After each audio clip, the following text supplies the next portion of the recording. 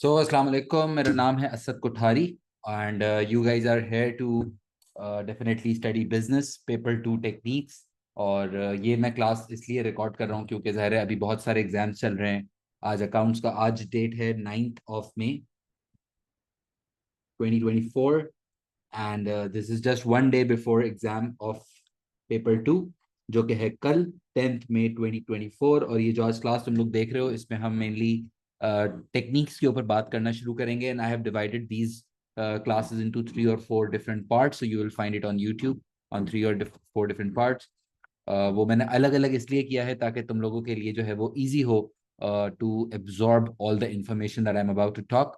And ज़ाहिर है एक दिन रह गया एग्जाम के अंदर, तो सर के ऊपर काफ़ी चीज़ें सवार हो जाती हैं और ज़ाहिर दिमाग आपका काफ़ी स्पीड में चल रहा होता है। डेफिनेटली आज अगर मैं आज की बात करूँ 9 मई 2024, this is I am talking about this Pakistan. Definitely this video might be watched outside Pakistan but I am talking about this Pakistan. कि आज एग्ज़ाम है अकाउंट्स का, कल एग्ज़ाम है सुबह में इकोनॉमिक्स का, और फिर कल एग्ज़ाम है 10 मई की दोपहर को 2 बजे एग्ज़ाम स्टार्ट होगा हमारा बिजनेस का। कल 2 बजे एग्ज़ाम जब स्टार्ट होगा तो जाहिर सी बात है पेपर टू देने से पहले जिस तरह मैंने पहले पेपर वन की टेक्निक्स की क्लास की थी, तो इस तरह आज मैंने सोचा है कि हम जरा पेपर टू को है ना सारा खोल के रख दें कि पेपर टू जो हमारे पास क्वेश्चंस आते हैं वो किस तरह से आते हैं, उसको कैसे अप्रोच करना है। जाहिर है अगर तुम लोगों ने प्रॉपरली पढ़ा है तो तुम्हारे पास बहुत सारी इंफॉर्मेशन ऑलरेडी होगी। एंड शायद आज काफ़ी सारी बातें मेरी तुम्हें रिपीटेड लगेंगी, लेकिन one day before the exam definitely it will help you to have that proper mind and proper approach set for the exam tomorrow. और एक दिन रह जाता है तो ज़ाहिर है तुम लोग का भी सीरियसनेस लेवल बहुत ज़्यादा बढ़ जाता है, और ज़्यादा एक्टिवली भी सुन रहे होते हो। तो जितनी भी मैं बातें करूं, have a notebook and a pen with you, try to just make notes of whatever I say, try to make notes of whatever points you feel like are important to note down, so you're very well prepared for the exam tomorrow for paper 2 examination। और ये तुम्हारी screen पे जो question नजर आ रहा है ये एक पेपर 2 का सैंपल क्वेश्चन है। देख लो ये क्वेश्चन। सिर्फ मैं क्वेश्चन मेन आज मैं आंसर लिखवाने का काम नहीं कर रहा हूँ। वैसे मैंने जो प्लेलिस्ट है मेरी पेपर 1 और पेपर 2 की यूट्यूब पे ही इसी चैनल के ऊपर, तो वो प्लेलिस्ट के अंदर मैंने काफी सारे क्वेश्चंस अटेम्प्ट भी करवाए हैं which you can actually see if you want to revise the techniques. But आज जो मेन क्लास का ऑब्जेक्टिव है वो ये है कि हम अभी जो ये वाली क्लास में तुम लोग स्पेसिफिकली बैठे हुए हो, इसमें बेसिकली मेरे दो ऑब्जेक्टिव्स हैं। कि पहले तो मैं अभी बात करूंगा टाइम मैनेजमेंट के ऊपर, कि how to manage time in a paper two examination. And second मैं फिर बात करूंगा असेसमेंट ऑब्जेक्टिव्स के ऊपर। As I said earlier, these paper two techniques classes, I have divided these into 3 or 4 different parts. I will upload them all together. एक साथ ही तुम्हें part 1, part 2, part 3, part 4 नजर आ जाएगा। और बाकी आज अभी इस क्लास के अंदर जो ये वीडियो तुम लोग देख रहे हो, इस वीडियो के अंदर मैं मेनली दो बातें करूंगा। एक मैं बात करूंगा कि यार ये जो पेपर टू का एग्जाम हमारे सामने आएगा तो उसमें हम टाइम कैसे मैनेज करते हैं, how to manage time in paper two examination of business. And second जो हम फिर बात करेंगे आज अभी इस क्लास के अंदर वो है असेसमेंट ऑब्जेक्टिव्स। जो बेसिकली 4 असेसमेंट ऑब्जेक्टिव्स होते हैं ना हमारे, knowledge, analysis, application and evaluation, ये जो 4 ऑब्जेक्टिव्स होते हैं। ज़ाहिर है पेपर 1 तुम लोग अब दे चुके हो। अगर मैं पेपर 2 की एग्जाम्स की बात करूं तो पेपर 1 तुम लोग दे चुके हो, तुम्हें बेसिक पेपर 1 की टेक्निक्स तो पता है। और अब ज़ाहिर है पेपर 1 जब दे चुके हो तो पेपर 1 की एज सच कोई टेक्निक्स तुम्हारे काम की नहीं है। अब पेपर 2 के ऊपर हमें मेनली बात करनी है आज के पेपर 2 के अंदर हम टाइम कैसे मैनेज करते हैं और पेपर 2 के असेसमेंट ऑब्जेक्टिव्स क्या है। एंड मैंने पहले भी कहा है, वैसे मैं आज काफ़ी थोड़ी सी बातें रिपीट भी कर देता हूँ, लेकिन एग्जाम के वक्त सिर्फ कोर्स पढ़ लेना या सिर्फ नोट्स पढ़ लेना या सिर्फ बार बार बुक पढ़ लेने से अब ज्यादा जरूरी होता है just one day before that you are actually well equipped with the time management techniques in your mind. You should know that when you will sit for the examination, how you are actually going to manage time, how you are actually going to start your exam, how you are actually going to prepare for the exam। मतलब कल जब तुम लोग exam में जाके सामने बैठोगे तो ये बात तो तुम्हें पता है कि 1:30 पे आधा घंटा पहले जो है वो आपको एग्जामिनेशन सीट पे होना होता है। 1:30 बजे एग्जामिनेशन सीट पे हो जाना भाई प्लीज। 2 बजे एग्जाम स्टार्ट होगा, 1:30 बजे जो है वो तुम्हें अपनी सीट के ऊपर होना चाहिए। पहले भी बताया है, वापस आज बता रहा हूँ, 1:30 till 1:45 जो होता है वो आपका थोड़ा सेटलिंग टाइम होता है। कुछ बच्चे होते हैं जो 2 बजे अगर एग्जाम स्टार्ट है तो वो 1:55 के ऊपर एग्जामिनेशन सीट पे एग्जामिनेशन हॉल में एंटर होते हैं, एंड में बिल्कुल 3 4 5 मिनट पहले एंटर होते हैं, which is not the right approach. Because if you in are in a rush position, in a hustling position, भाग दौड़ करके 3 मिनट पहले भागे और अचानक से एग्जाम स्टार्ट कर दिया, तो this is not the sensible approach. So please be on your examination seats at 1:30 p.m. tomorrow. So and give the first 15 minutes, give the first 15 minutes to yourself to just settle down, just sit down on your seat, find your whatever position और seat is, जो roll number के हिसाब से तुम अपनी seat वगैरह ढूंढोगे, तो वो सीट ढूंढी आपने, वहां जाके बैठे और 15 मिनट अपने आप को थोड़ा सेटलिंग टाइम दिया. अपनी बॉडी टेम्परेचर को आप एडजस्ट हो जाता है उसमें, आप जो जिस इन्वायरमेंट में आप जाते हो उसमें आपका माइंड एडजस्ट होता है 15 मिनट में. You can just drink water, you can go to the restroom, you can do whatever you like naturally that just comes out of you. So वो 15 मिनट थोड़ा सा सेटलिंग टाइम अपने आप को देना, और 15 मिनट के बाद जो 1:45 टिल 1:55 का जो टाइम होता है, ये जो टाइम होता है एग्जाम से पहले, इस टाइम को हम आइडियली, मैं जो अपने स्टूडेंट्स को समझाता हूँ हमेशा, उसको कहते हैं हम basic warm up time. This is your warm up time. And warm up time के अंदर जो बेस्ट एक प्रैक्टिस होती है जो एक स्टूडेंट को करनी चाहिए, not just in business exam but in any other examination, these 10 minutes are for just warming up your mind about the paper structure. क्योंकि जिस तरह का पेपर स्ट्रक्चर तुम्हारे सामने आएगा वो तुम्हें पहले से पता है. तुम्हें पता है कि पेपर 2 का जो एक सवाल है वो किस तरह से नजर आता है. I am sure you guys know that paper 2 के अंदर आपके पास इस तरह का एक केस आता है. इस तरह के इनफैक्ट 2 केसेस आते हैं, और दोनों केसेस हमें करने होते हैं. जैसे ये वाला केस है डिलीशियस कोको, और इस केस को अगर तुम लोग देखो, और इसके अंदर 4 पार्ट्स भी तुम्हें नजर आ रहे हैं. तो ये जो 4 पार्ट्स हैं, A B C and D, ये एक केस है. इस तरह के हमारे पास एग्जाम में कितने केसेस आते हैं? दो. दो केसेस आते हैं, दोनों अटेम्प्ट करने होते हैं, कोई चॉइस नहीं है. You have to attempt all the parts, all the questions, and you don't have any choice in this exam. Paper 1 में जब आप बैठे होते हो तो पेपर 1 में तो फिर भी चॉइस होती है ना, सेक्शन बी के अंदर. लेकिन पेपर 2 के अंदर कोई चॉइस नहीं है. पेपर 2 के अंदर पूरा सवाल करना है, सारे सवाल करने हैं, चाहे कोई चीज अच्छी लगे या बुरी लगे. और ये जो एक केस तुम्हारे सामने है डिलीशियस कोको, इस तरह के इस तरह के 2 केसेस तुम्हारे सामने होंगे. रिमेंबर, इस तरह के 2 केसेस तुम्हारे सामने होंगे और दोनों अटेम्प्ट करने होंगे. और जो टोटल टाइम अलाउड होता है, the total time allowed for this exam is 1 hour and 30 minutes, which means that you will have to attempt 2 cases. You have to attempt 2 cases in 1 hour 30 minutes, which gives you the total of 90 minutes. 90 minutes के अंदर हमें 2 cases पूरे complete attempt करने हैं. और try to divide your time, allow equal time for both the cases. Remember, अगर मैं 2 बजे एग्जाम स्टार्ट कर रहा हूं तो 2 बजे से लेके 2:45 तक, from 2 p.m. till 2:45 p.m. I give time to case number 1, and from 2:45 till 3:30, the next 45 minutes, I give time to the second case of my paper 2 examination. Try to give equal time to both the cases. I repeat, try to give equal time to both the cases. There are some students जो एक बहुत बड़ा blunder करते हैं. वो ये करते हैं कि पेपर जब स्टार्ट होता है तो वो स्लो स्टार्ट करते हैं, और फिर वो आहिस्ते आहिस्ते उनकी स्पीड बढ़ना शुरू होती है. जैसे जैसे एग्जाम का टाइम बढ़ना शुरू होता है उनकी स्पीड भी तेज होना शुरू होती है, जो कि एक सही अप्रोच और स्मार्ट अप्रोच नहीं है. Try to give equal time, 45 minutes and 45 minutes, to both the cases. Even if one case is easy and one case is mushkil, you give equal time. Please do not just make a mistake of giving more time to mushkil sawal and giving less time to easy sawal. Equal time. This is unfair with the question if you are not giving equal time. क्योंकि हो सकता है कि हाँ कुछ सवाल मुश्किल हो, किसी सवाल के अंदर हमें शायद क्वेश्चन ना समझ आए, या रिक्वायरमेंट इतनी क्लियर ना हो, या जब हम आंसर लिख रहे हो तो हमें इतनी शायद उसमें क्लैरिटी ना होगा. कुछ सवाल तो डेफिनेटली मुश्किल होंगे, मैं भी से बता रहा हूँ. ये मत अज्यूम करके जाओ कि अगर मैंने बहुत ज्यादा पढ़ लिया तो मुझे पूरा पेपर 2 का एग्जाम इजी लगेगा. This is not at all the case. Sometimes you might find some questions difficult, and definitely जाहिर है यार, एग्जामिनर ने भी पेपर बनाया है, कैम्ब्रिज बोर्ड का एग्जाम है, एक्सपीरियंस्ड एग्जामिनर्स हैं, हजारों स्टूडेंट्स जो हैं वो एग्जाम देते हैं। तो जाहिर है कुछ तो चैलेंजिंग पार्ट में, मैं भी अगर एग्जामिनर होऊंगा तो मैं भी कुछ ना कुछ तो मुश्किल पार्ट डालूंगा, ताकि मैं उस स्टूडेंट का लेवल तो असेस कर सकूं ना।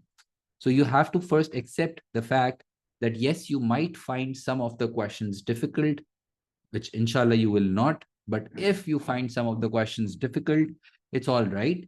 Try not to just get confused or maybe यार अब क्या होगा, ये तो मुश्किल सवाल आ गया. It's all right. You give equal time to the मुश्किल सवाल and you give equal time to the easy सवाल, and try to get the best possible marks in easy ones and try to just get the good marks or maybe the best, give your best shot in the मुश्किल ones. अगर overall exam मैंने अच्छा कर दिया, paper 2 का overall exam अगर मैं अच्छा करता हूं, तो that's what is the requirement from an A level student. I cannot get 100% marks. 60 marks का एग्जाम है और मैं 60 आउट ऑफ 60 लेकर आ गया. इंशाल्लाह ऐसा हो जाए, आई वुड प्रे ऐसा हो जाए, लेकिन जाहिर सी बात है कुछ गलतियां हो सकती हैं, कोई चीज मुश्किल लग सकती है, and you have to be completely completely all right with this, because कुछ चीजें मुश्किल होंगी. माइंडसेट ये है कि मैं दोनों सवालों को इक्वल टाइम दूंगा. और आइडियल तो ये है कि जब मैं 2 बजे एग्जाम स्टार्ट करूं तो 2:45 तक मैं केस 1 करूं, 2:45 टिल 3:30 मैं केस नंबर 2 करूं. और एक एक और भी अप्रोच होती है कि कुछ बच्चे होते हैं वो पूरा एग्जाम देखते हैं, पूरा एग्जाम में हर क्वेश्चन पहले रीड करते हैं, स्किम थ्रू करते हैं. 2 बजे जैसे एग्जाम स्टार्ट हुआ ना, तो कुछ बच्चे क्या करते हैं, 2 बजे एग्जाम स्टार्ट हुआ, उनके सामने ये केस आया, वो पूरा क्वेश्चन देखते हैं, पूरा पेपर देखते हैं, फिर वो स्टार्ट करते हैं. नहीं, ऐसे कुछ सब बच्चे होते हैं, पता नहीं क्यों, क्या देखूं तो सही किस तरह का सवाल आया है, कोई मुश्किल सवाल आया है क्या, easy. Do not think like that. when you start an exam tomorrow at 2 p.m, you just feel like कि 2 बजे से लेके 2:45 तक मैं केस नंबर 1 करूंगा, 2:45 टिल 3:30 मैं केस नंबर 2 करूंगा. I am going to give equal time to both the questions. And ideally तो मैं अगर एग्जाम दे रहा होता, तो मेरे सामने अगर एग्जाम आता पेपर 2 का, तो 2 बजे जैसे ही मैं एग्जाम स्टार्ट करता, तो मैं केस नंबर 1 रीड करना शुरू कर देता. What I would do is I would just, case का मैं नाम देखता, जैसे केस का नाम है delicious coco, DC, and I would just start reading the case. I would just start see what they do, what type of business they are doing, what country they are operating in, how many workers they are having, and what are the problems that they are facing. Because every business, every organization will be having some sort of issue. Remember that. Every business, every organization that you are about to read tomorrow, जो तुम case read करोगे ना, तो वो याद रखना, सिर्फ case study को तुम व्हाट्सएप मैसेज की तरह या अपने इंस्टाग्राम के डीएम की तरह रीड नहीं कर रहे हो. जब तुम एक केस स्टडी रीड कर रहे हो, जब एक इंसर्ट टाइप चीज बिजनेस की रीड कर रहे हो scene, try to actually understand it as a real organization. Try to actually feel it. Try to actually think of as a business advisor and consider this business as a client, such as your just client has just come in and you are a business advisor and you are there to read the entire situation. Uh, you're about to ask your client that what is happening with your business, what is your financial status, what is your marketing status, how good operations are there, how much motivated the employees are. You need to first read and understand your client. You need, जैसे मैंने बहुत पहले भी example दी है, जैसे doctor और patient का एक कनेक्शन होता है, डॉक्टर और पेशेंट का जो रिलेशन होता है, जिसमें पेशेंट जो है वो डॉक्टर के पास जाता है और फिर वो अपनी कंडीशन बताता है, और फिर वो डॉक्टर उसकी कंडीशन को देख के, उसकी फिजिकल एपिटाइट को देख के, उसकी हेल्थ को देख के, उसकी कंडीशन को देख के उसको मेडिसिन प्रिस्क्राइब करता है उस पेशेंट को. Similarly a business adviser is more or less a doctor to this client. And a client is there with some sort of problem, a client is there with some sort of issues going on, and a client is there to just tell you the story and take a proper business advice from you. That's what your mind frame looks like. And it's like you have two clients. दो सवाल आएंगे ना कल, दो सवाल आएंगे, दो cases होंगे, तो यूं समझ लो कि तुम्हारे पास दो क्लाइंट्स आएंगे. वो दोनों क्लाइंट्स आके तुम्हें अपनी स्टोरी सुनाएंगे, और दोनों क्लाइंट्स अपनी उस स्टोरी को सुना के तुमसे कुछ सवाल पूछेंगे. एज एन एडवाइजर मुझे सोचना होगा, मुझे उसकी सिचुएशन को समझना होगा, और मुझे फिर उसकी सिचुएशन के हिसाब से बात करनी होगी।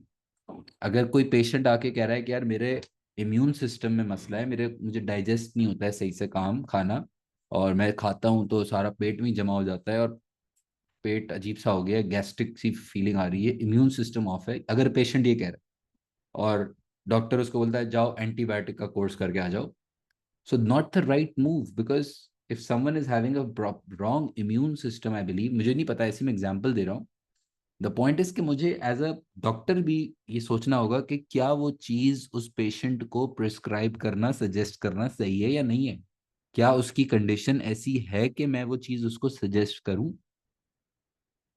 The point is, as a business advisor you need to think in the same direction, you need to think of as a कि क्लाइंट आके आपको अपनी सिचुएशन समझा रहा है, वो आपको अपनी फाइनेंशियल कंडीशन समझा रहा है, वो अपनी मार्केटिंग पोजीशन बताएगा, वो तुम्हें बताएगा कि यार ये बिजनेस मैं कितने सालों से चला रहा हूँ, मेरे पास कितने लोग काम कर रहे हैं, मेरे पास इतना मार्केट शेयर है, मैंने स्टार्ट किया था तो इतना लोन लिया था, और अभी मेरी ये कंडीशन है कि मेरे पास लैंड इतना है, मशीनरी इतनी है, ट्रेनिंग में इतना खर्चा करता हूँ।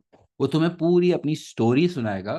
तो वो स्टोरी सुनने का मतलब ये है कि तुम उस स्टोरी को समझो और उस स्टोरी को विजुअलाइज करो, but obviously in the given time. The challenge is that you do this stuff in the given time, and you just consider it like you have given 45 minutes to this client and you're going to give the next 45 minutes to the next client. That's how you think. सही है? So again, tomorrow in the exam paper to examination, uh, you will have 1 hour 30 minutes in total for your uh, examination. There will be 2 case studies. Try to give equal time for both the cases, and ideally invest first 5 to 6 minutes to read the case properly. Attempt the question in order ideally. You can change the order if you want, but it is not recommended. uh, if you want you can, like कुछ students होते हैं कि पहले वो part D कर लेते हैं, फिर एंड में पार्ट बी करते हैं, फिर वो ऑर्डर चेंज कर रहे होते हैं। तो ऑर्डर चेंज करना अलाउड है, लेकिन मैं सजेस्ट करता हूँ, रेकमेंड करता हूँ to all of you not to change the order. Just try to go in the prescribed format. Try to go in the A part करो, A part 1, A part 2, then B part जब करो तो B part 1, B part 2, then C part, then D part. Try to go in the order. You can, I repeat, you can change the order. There is no negative marking in examination. You can change the order, but try not to, क्योंकि पूरा paper करना है, पूरा exam करना है, चाहे कोई चीज अच्छी हो, चाहे कोई चीज बुरी हो, कोई मुश्किल हो, मतलब ऑर्डर चेंज करने का फायदा नहीं है, क्योंकि आपको वो सवाल एंड में तो करना ही करना है ना। और जो चीज अभी मुझे मुश्किल लग रही होगी और मैं ये सोचूं कि यार ये मुश्किल है, ये एंड में कर लूंगा, तो दिस इज, एंड में भी तो मुश्किल ही होगा। Rather I would just answer straight in the order.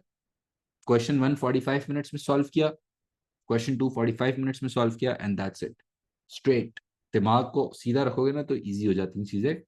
जहर है फिर भी कोई चीज मुश्किल लगेगी, but it's a more recommended approach. And obviously after a lot of experience, what I have learned is that students should always uh, solve the questions in order. That's a recommendation. Obviously if you don't want to follow any of my advices, it's up to you. मैं जितनी भी बातें कर रहा हूँ वो सारी बातें सजेस्टेड है, रेकमेंडेड है, प्रेफर्ड है, जो मैं अपने एक्सपीरियंस से, जो मैंने अपनी लर्निंग से बता रहा हूँ। It's your examination, it's your day, it's you have to perform it, you have to just give your best shot obviously, and inshallah तुम लोग बहुत अच्छा करोगे मुझे पता है। लेकिन you have to make sure that you have your own mindset, no matter what any teacher says, no matter what any student says, any friend says, any other person says. It's your thing now, it's your examination, and it's your approach, your mind. You have to make sure that you keep yourself very organized before the exam, and you manage time very properly. ठीक है? So first जो हम बात कर रहे थे वो ये कि हमें अपने टाइम ब्रेकअप का बहुत ख्याल रखना है पेपर 2 का। और सेकंड जो अभी एक इंपॉर्टेंट बात तुम लोग को पता होनी चाहिए वो है असेसमेंट ऑब्जेक्टिव्स। असेसमेंट ऑब्जेक्टिव्स होते हैं हमारे, असेसमेंट ऑब्जेक्टिव्स का नाम क्या मतलब है, असेसमेंट ऑब्जेक्टिव्स के तुम लोग का जब कल असेसमेंट होगा जो एग्जाम तुम्हें या एग्जामिनर तुम्हें असेस कर रहा होगा, जैसे अगर मेरे सामने कोई इंटरव्यू में बैठा होता है तो मैं उस कैंडिडेट को असेस करता हूँ। समझ आए? असेसमेंट ऑब्जेक्टिव, यानी कि एग्जामिनर का मकसद क्या है तुम्हें असेस करने का। असेसमेंट के एक स्टूडेंट को जब मैं असेस करने जाऊंगा तो मेरा क्या ऑब्जेक्टिव है? So there are four main objective basically, that a student should be good with their knowledge, उनको बुकिश नॉलेज अच्छे से आती हो। A student is good with the application skills. A student is good with the understanding that whatever they have studied in the book actually happens in the real life. It's not just in the book. It's actually happening in the real world. If I if I study about recruitment and selection, then it's not just in the book. The recruitment and selection actually happens in the real life. The organizations cannot, I cannot even run my organization without recruitment and selection. If I want to run my this classes की organization, जाहिर है तुम लोग ये class देख रहे हो और इसके पीछे भी काम होते हैं, चीजें होती हैं, काम लोग इन्वॉल्व होते हैं। यूट्यूब का पेज चल रहा है, उसकी अपलोड होनी होती हैं चीजें, उसकी रिकॉर्डिंग होती है, इसमें कितनी कितनी मिसलेनियस चीजें होती हैं जिसके लिए आपको लोग चाहिए होते हैं, और उसके लिए मुझे भी रिक्रूटमेंट एंड सिलेक्शन करना होता है। The point is what ever you have studied in the book is not just in the book, it happens in the real life. And when you are about to read the case, जब case read करूंगा तो यूं समझू कि मैं एक real life business का case पढ़ रहा हूँ। ठीक है, मैं रियल लाइफ नाम यूज नहीं कर रहा, मैं उसी बिजनेस, जैसे डिलीशियस कोको का नाम आया हुआ है, तो I actually consider this delicious coco DC as a real life business, as he consider imagination के अंदर, अपनी मैनिफेस्टेशन के अंदर में भी, कि मैं ये सोचूंगा कि डीसी जो है ना वो एक रियल बिजनेस है। और अब जब मैं आंसर दूंगा ना तो उस आंसर के अंदर से ये फील आना चाहिए कि वो बच्चे को ये बात पता है कि यार ये बातें रियल लाइफ में एग्जिस्ट करती हैं। वो बच्चा सिर्फ किताबी कीड़ा नहीं है, वो बच्चा सिर्फ रट्टे लगा के नहीं आ गया है। वो बच्चे को पता है कि यार मैं जब केस रीड करूंगा तो मैं केस को रेफर बैक भी करना जानता हूँ, मैं उस बिजनेस की सिचुएशन को समझ के बात करना भी जानता हूँ। And may be in general, कुछ बच्चों का ये कंफ्यूजन होता है कि एप्लीकेशन का मतलब होता है कि सिर्फ आप ऊपर से copy paste copy paste copy paste कर रहे हो। अगर ऊपर अगर लिखा हुआ है कंट्री एक्स और मैं नीचे भी लिख रहा हूँ कंट्री एक्स आंसर में, तो मुझे एप्लीकेशन मार्क मिल जाएगा? नो। आप ठीक है, I need to use the case, I need to use the facts, I need to use the numbers, I need to use the name of the product, I need to use whatever the information is given. Obviously I want to use that, I will use that in my answers. But this is not just application. Application is also the level of understanding that you possess. Application is the level of understanding that you possess when writing your answers. If you're not clear of understanding, if you're not very uh, clear on the logics of the topics that you have studied, if you, let's say if I'm talking about recruitment and selection again, and if you don't know that what practically recruitment and selection really means, then you're not going to write that quality answer. You can never write that, because you're just there to show your ratta.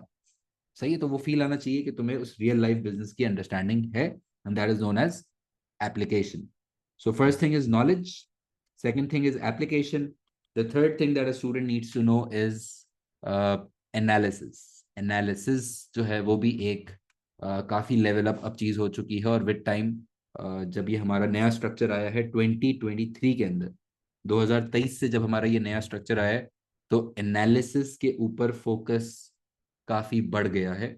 Analysis का मतलब यही होता है, easy words के अंदर अगर मैं कहूँ एनालिसिस को, तो इसको कहते हैं explanations. Analysis is basically trying to explain your point. और मे बी जो मैंने पहले भी टेक्निक्स पढ़ाई हैं, जो हम कोई भी आंसर लिखते हैं तो उसमें लिखते हैं ना, what do you mean by this point, why this point is an answer to this question. या हमने और जो पेपर वन में भी टेक्निक्स पे बात की थी, तो वो जो BTL, because there four leading to की एक technique. Analysis is basically trying to analyze or explain what you are trying to say. Why are you writing this point? How would this answer this particular question? Usko kehte hain analysis or analyzing your point. And this is also a very crucial assessment objective that you need to know.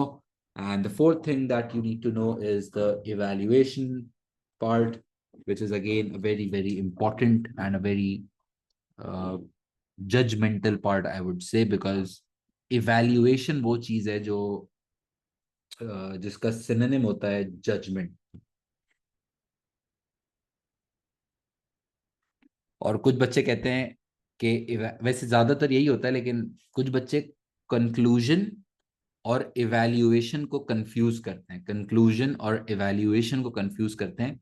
Yes, most of the most of the evaluation marks are from the conclusion paragraph mainly, but evaluation का मतलब mainly judgement होता है। Judgement, judgement का मतलब होता है कि अपना, तुम्हारा ओपिनियन क्या है, तुम इस सिचुएशन को कैसे जज करते हो, तुम्हारा क्रिटिकल माइंड कितना ऑन है। क्रिटिकल माइंड का मतलब होता है, क्रिटिकल थिंकिंग का मतलब होता है मेनली कि किसी भी सिचुएशन को देख के उसको सोच सकना। जैसे एक बिजनेस मुझे कह रहा है कि यार हम सोच रहे हैं कि हम जो है अपना ये फिजिकल रिटेल आउटलेट जो है वो बंद कर दें, दुकान है हमारी फिजिकल कपड़ों की, वो हम बंद कर दें फिजिकल आउटलेट, और हम जो है ना ऑनलाइन शिफ्ट हो जाएं। Now we just completely close off the physical outlets and we switch to the online mode of selling. So should we do that? Let's say if that's a question. Should we do that? Should we just close off the physical retail outlets and shift to the online? So now you need to have that critical thinking. You need to have that evaluative mindset, a judgmental mindset for the situation, not for humans, for the situation. कि मैं सोच सकूं critically उसके ऊपर कि यार अगर आप फिजिकल आउटलेट्स बंद करते हो तो कस्टमर्स जो हैं वो फिजिकली नहीं आ सकेंगे। वो शायद अगर गारमेंट्स की शॉप है तो वो ट्राई करना जो होता है कपड़ों का वो एक नहीं फैक्टर होगा। और फिजिकल शॉपिंग होती है तो सेल्समैन सेल्स वुमेन जो है वो काफी अच्छा रोल प्ले कर सकते हैं when selling of the products to convince. और ऑनलाइन के अंदर ज़ाहिर है, लेकिन फिर कन्वीनियंस हम ऑफर कर सकते हैं, ऑनलाइन में हम वैरायटी बहुत अच्छी ऑफर कर सकते हैं। फिजिकल आउटलेट्स का रेंट वगैरह जो है कॉस्ट वो कम हो जाएंगी। Like what I am doing is, बहुत केयरफुली सुनना, इवैल्यूएशन का मतलब होता है कि जब मैं किसी सिचुएशन को क्रिटिकली सोच सकूं और मुझे इस बात का अंदाजा होना चाहिए कि किसी भी डिसीजन, किसी भी बिजनेस डिसीजन के अंदर दोनों साइड्स होंगी। Always, every business decision, every business decision will have two sides, will have the pros and the cons, will have the advantages and the disadvantages, will have the benefits and will have some sort of limitations. So every, जैसे अगर मैं अपनी physical outlets बंद करके online जाता हूँ, now this is a business decision and definitely this decision will have both the sides, and I can only consider both the sides if I have that evaluative mindset, if I have that critical thinking in me, if I cannot just, should I go for internal recruitment or I should go for external recruitment. So that's again a business decision, and we'll have both the sides, we'll have some pros and some cons, and I need to critically think. और सबसे level up last बात ये कि सबसे level up तो ये होता है कि मैं क्रिटिकली भी सोच सकूं और बिजनेस सिचुएशन के हिसाब से भी सोच सकूं। मैं क्रिटिकली भी सोच सकूं और मैं बिजनेस सिचुएशन के हिसाब से भी सोच सकूं। जैसे फॉर एग्जांपल अभी मैं कह रहा था ना कि रिटेल आउटलेट्स, हम फिजिकल रिटेल आउटलेट्स हम बंद करें और ऑनलाइन शिफ्ट हो जाएं। तो नाउ एक तो ये जनरल सिचुएशन है ना कि यार let's just close off the physical outlets and shift to the online selling. But obviously in paper to तुम्हारे पास कोई सिचुएशन भी होगी, तुम्हारे पास कोई बिजनेस केस भी होगा, उसकी कोई हिस्ट्री भी होगी, उसका कोई टाइप ऑफ प्रोडक्ट भी होगा, उसकी कोई फाइनेंशियल कंडीशन भी प्रॉब्लली हो सकती है। तो अब क्या हमें फिजिकल आउटलेट्स बंद करके ऑनलाइन सेलिंग के ऊपर जाना चाहिए है या नहीं? This can be a situation that can be talked about in general. जैसे मैंने बात की अभी, इन जनरल भी हम एडवांटेजेस डिसएडवांटेजेस सोच सकते हैं। एंड सबसे लेवल अप ये होगा कि मैं उसको कॉन्टेक्स्ट में ले जाके सोच सकूं। अगर लेट्स से एग्जाम में दिया हुआ है कि यार ये फला बिजनेस है जिसकी फाइनेंशियल कंडीशन बहुत अच्छी है, उनका मार्केट शेयर भी बहुत अच्छा है, एम्प्लॉयज का मोटिवेशन में मसला आ रहा है थोड़ा सा, अब इस तरह की कोई सिचुएशन दी हुई, so now I need to think about that particular decision in that particular context. Let's say if it's given that a business is financially very strong, then my answer should actually include that understanding that since it's a financially settled business, it's a financially strong business, it makes no sense to just close off all the physical outlets. especially if it's a garments business. If it would have been a financial problem, if the business would have been struggling, if the business would have been in the survival zone or something like that, then I would have probably said, yes, you need to consider it. But if it's a financially strong business, if you're having a strong market share and a high market share, then why would you just want to close off the physical outlets? That's not right. Point समझ आए? यानी कि किसी भी situation को अगर मैं सोचूं तो कितना मैं उस सिचुएशन को जाके क्रिटिकली सोच सकता हूं और मेरा कितना जजमेंटल माइंडसेट है बेस्ड ऑन द सिचुएशन, उसको कहते हैं evaluation. And this is the fourth assessment objective, basically, which is actually carrying a lot of marks in the 12 markers. I will talk about it more in the next video when I talk about the actual parts of the question, because in this particular class, in this particular video, मैंने बताया था कि मैं दो बातें करूंगा.